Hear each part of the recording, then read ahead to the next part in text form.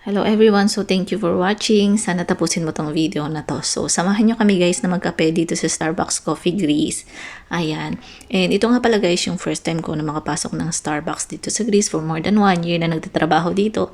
And hindi pa nga ako makakapasok. Oo, sa totoo lang.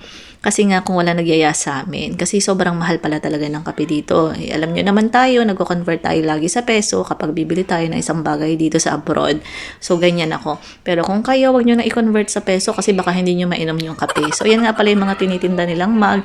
And may mga tinda rin silang mga sweets. And yan. And naisip na nga namin na mag-order. So ang naisip kong orderin is yung Frappuccino Caramel. Yung sobrang sarap. Bola lang yan. Ang masama, pumasok kayo minsan dito sa mga ganitong coffee shop kung kaya nyo naman, di ba? Lalo na kung nagtatrabaho kayo. Once in a while, okay lang yan. Huwag nyo lang araw-arawin kasi sobrang mahal talaga ng kape dito. Wala talaga tayong maiipon kung everyday tayo mag-i-Starbucks. Pero kung minsan lang naman sa buhay natin mangyari yan, okay lang. Hindi naman pang mayaman lang yung mga ganitong coffee shop. Ayan. So, huwag nyo sabihin na hindi kayo ganyan pagpapasok kayo, ha? So, syempre, bago tayo uminom ng kape is, unahin natin yung picture-picture para may pang-upload tayo sa social media. So, yan. Wala nga pala silang nilalagay na pangalan sa kape or sa cup. Normally kasi sa Singapore or sa Philippines, nilalagyan nila ng pangalan kung sino yung umorder ng kape. Yun lang.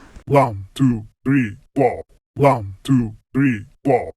1, 2, 3, 4. 1, 2, 3, 4.